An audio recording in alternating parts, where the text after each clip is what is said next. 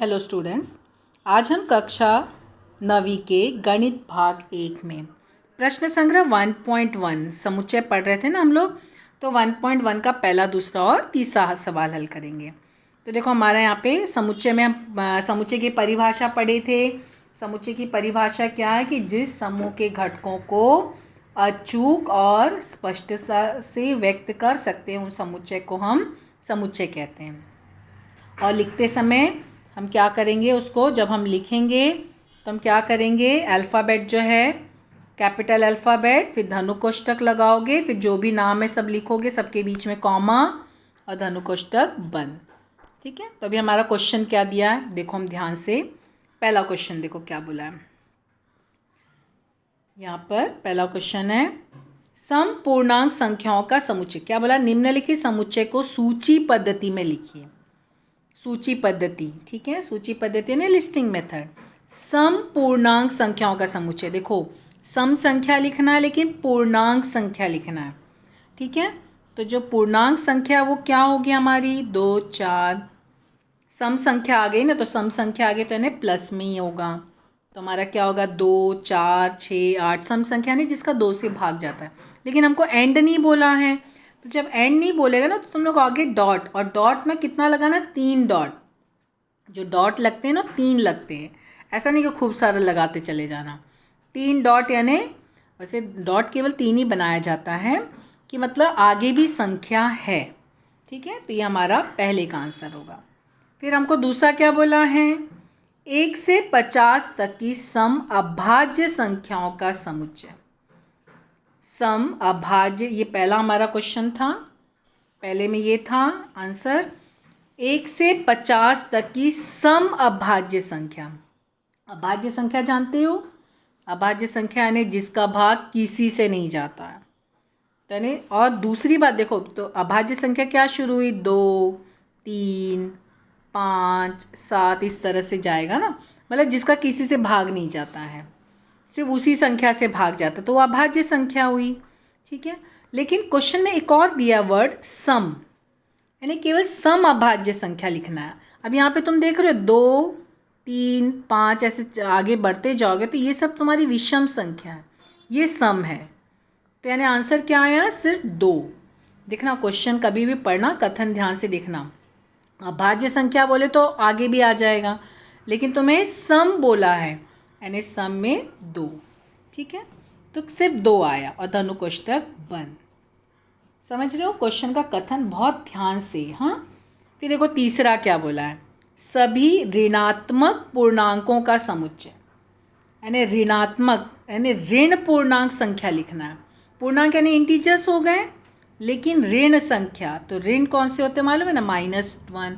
ये तुमने देखा ना, इस संख्या रेखा पर 0, तो यहाँ पे -1, -2, -3 ऐसे जाते हैं ना। तो यानी क्या आ जाएगा यहाँ पर, माइनस इस तरह से, क्योंकि ऋणात्मक संख्या इस तरह जाती है, यहाँ पर जाती है, इसके लिए इसको ऐसे लिखा गया, -1, -2, -3 डॉट डॉट डॉट। समझ रहे हो, कॉमा लगाते जाना, सबके बीच में कॉमा लगाना है। सूची पद्धति है ना, तो धनु कोष्ठक बनाना है। समुच्चय का नाम अगर नहीं दिया है तो वो अपने से कोई भी नाम ले लेना, कैपिटल अल्फ़ाबेट। और फिर माइनस में बोला तो -1, comma, -2, comma, -3 dot dot dot. ठीक है।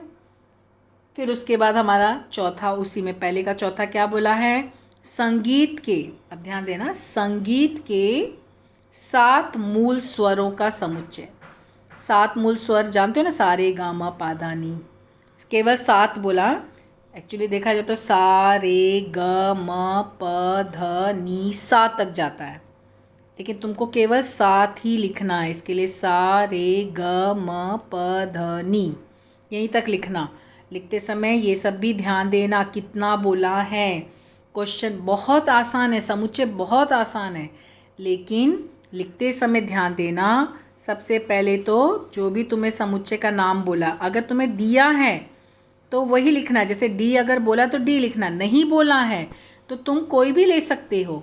तुम जो है यहाँ पे x बराबर भी ले सकते हो, y बराबर भी ले सकते हो, लेकिन कैपिटल अल्फ़ाबेट, जो भी अल्फ़ाबेट लेना वो कैपिटल लेना। ठीक है। फिर जो भी नाम है वो लिखना, सबके बीच में कॉमा लगाना और जब हो जाएगा तो धनु कोष्ठक बंद कर देना। और कितना लिखना और ध्यान देना, क्वेश्चन पे ध्यान से, कथन ध्यान दे के आंसर लिखना। चलो अब आते हैं दूसरे सवाल में। क्या बोला है?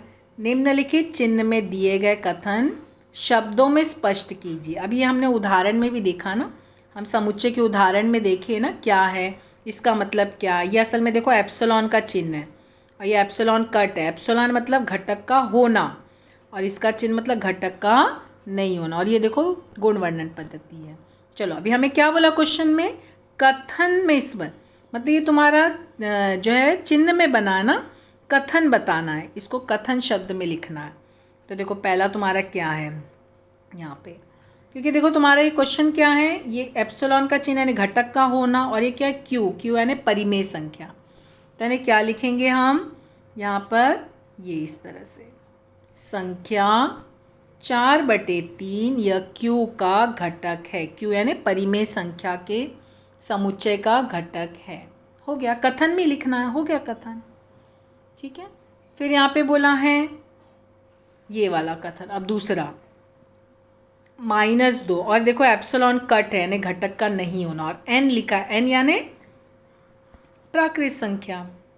देखो क्या लिखा है, संख्या -2 फिर कॉमा n, n यानी प्राकृत संख्याओं के समुच्चय का घटक नहीं है, क्योंकि एप्सिलॉन काटा है ना, नहीं है। ठीक है, लिखते समय ध्यान से, बहुत आसान है, सिर्फ ध्यान से कथन। हाँ, फिर तीसरा क्या बोला है यहाँ पर, देखो तीसरा p और p/p या विषम संख्या, यानी कि जो ये विषम संख्याओं का घटक p है और समुच्चय क्या है p।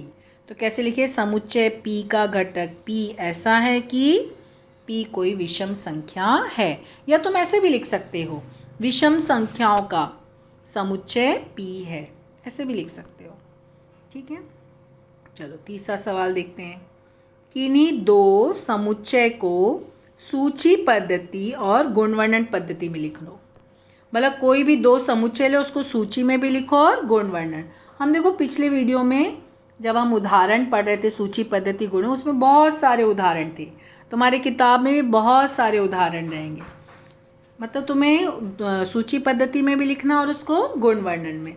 जैसे हमने यहाँ पे देखा था ना उदाहरण में इंद्रधनुष के रंग, तो तुम लिख सकते हो सूची पद्धति में, जैसे x बराबर इंद्रधनुष के रंग तो बैगनी बताई थी ना, बयानी हप्पी नाला तो बैगनी, फिर बयानी यानी आसमानी,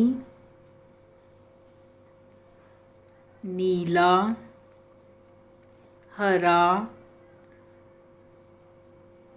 पीला,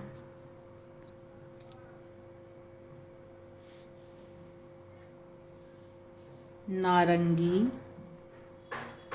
लाल। ये तुम्हारा किस में हो गया, सूची पद्धति में। अब इसी को गुण वर्णन में लिखना है, तो कैसे लिखोगे, x/x इंद्रधनुष के रंग। हो गया, ये सूची में हो गया और ये गुण वर्णन में हो गया। ठीक है, ऐसे तुमको मतलब दो लिखना है, एक उदाहरण ये है, अब एक तुम लोग खुद से लिखना। बुक में भी बहुत सारे उदाहरण दिए हैं, या तुम अपने से भी लिख सकते हो। दूसरा उदाहरण तुम लोग लिखोगे, पहला उदाहरण ये सूची में और ये गुणवर्णन में एक हुआ। अब तुम लोग कोई भी अपने से लिख सकते हो, बहुत सारे उदाहरण तुम्हारे किताब में। तो ये तुम्हारा जो है अपना खुद का आंसर है, ये देखा जाए तो मतलब स्वयं का आंसर। इसमें बहुत सारे आंसर्स आ सकते हैं, सबके अलग अलग आंसर। तो एक एक उदाहरण ये बताएं, एक एक तुम लोग खुद से लिखना, चाहे बुक से देख के लिखो, बुक से देख के लिखोगे तो भी चलेगा, अपना बना के लिखोगे तो भी चलेगा, लेकिन सही होना चाहिए, गलत नहीं, कुछ भी मत लिखना, सही आंसर। ठीक है, तो ये हमारा 1.3 प्रश्न संग्रह 1.1 के हमारे पहला, दूसरा और तीसरा सवाल कंप्लीट होता है। Thank you.